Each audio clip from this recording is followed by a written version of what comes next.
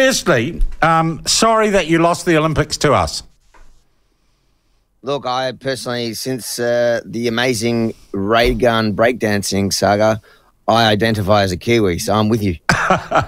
Look, how outraged are Australians about what, next to the Algerian boxer and the cross-dressing drag queen opening ceremony, that's the biggest story of the Olympics, is Raygun, eh? It's crazy, isn't it? This is what, for Australia, I reckon we're going to be, the Paris Olympics is going to be remembered for our Raygun. Not for the amount of medals we got, not for like everything else. It's literally Raygun. And if you ask the average Aussie, they're embarrassed. But if you turn on like our taxpayer-funded ABC, they're really proud of it. They think it's... Well, I saw an interview with the head of Olympics Australia saying she loved Raygun and she was really proud of her and making it all about misogyny and how women had been done down in breakdancing. It was bizarre.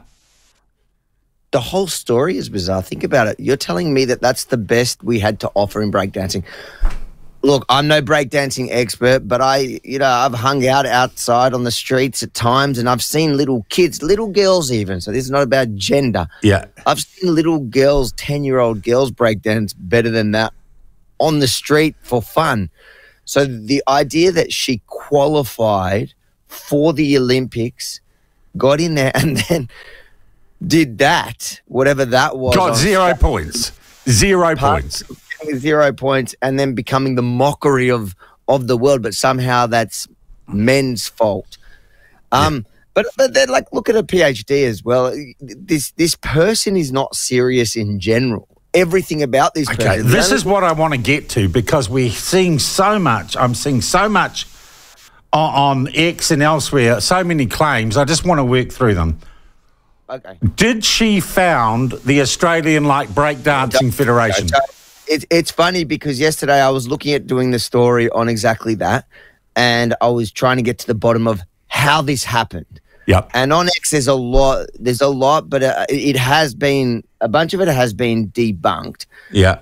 It's not exactly the way, it almost seemed too perfect when I seen those different stories that people are spreading. So it didn't play out. She is not, from what I can see and everything I've looked into, she's not the founder of that group. But it's no less dodgy. Was her husband one of the selectors? No, he was her coach. He was a coach, and look, I guess they're from a small community. I don't think the breakdancing community, official community, is massive here, but it does stink. So, Avi, was her husband didn't select her for the team, he was just her coach.